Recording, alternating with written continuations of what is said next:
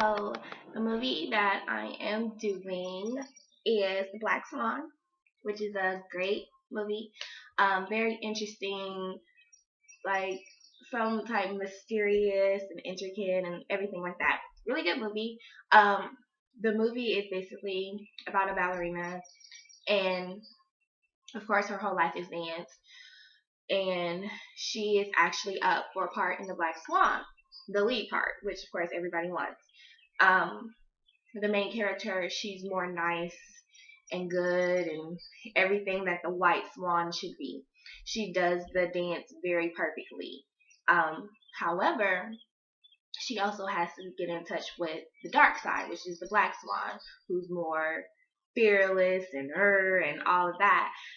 So she has a struggle in trying to actually do both sides. In the movie, you see when she does the white swan, everybody's intrigued and the people like it, but when she does the black swan, it's just something missing. So there's this new girl who comes and she does the black swan perfectly.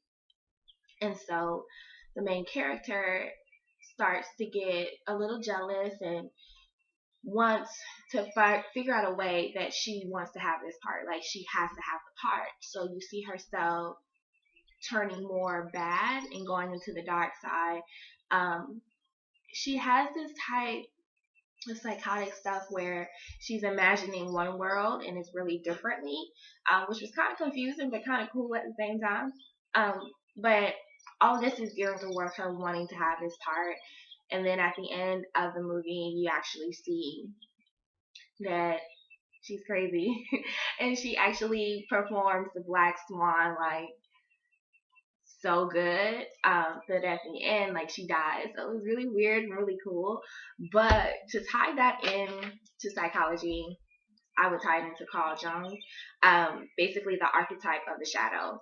And the archetype of the shadow would not be the white swan but the black swan of the darkness and not being able to care about stuff and just doing what you gotta do and stuff like that.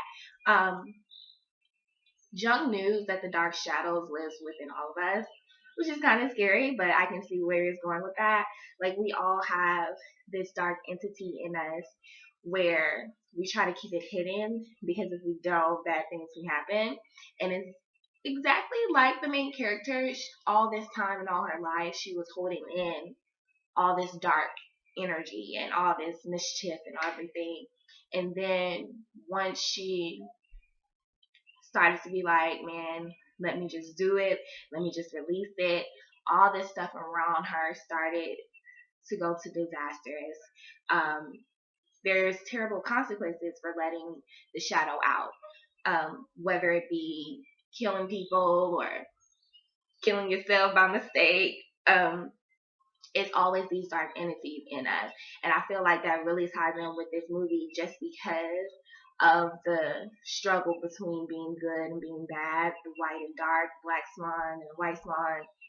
And for her to be able to fully grasp the white swan because she was a good girl. She just wanted to dance. That's all she wanted to do. But then her being able to tap into that shadow, that darkness, it eventually caused her to end.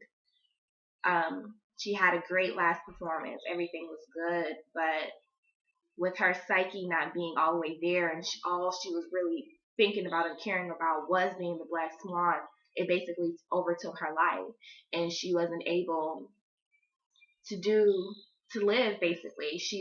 All she wanted to do was do the black swan piece. And I guess everything worked out for her because she did it perfectly and everybody was standing and everything. But at the end, was it really worth it just because that dark shadow took over you and now you're no more? Good movie. I hope I explained it a little bit better. The archetype of shadow is really interesting. Just to think that we all have this dark entity in us. Hopefully we don't release it or anything like that. But I hope you have a good day and thank you.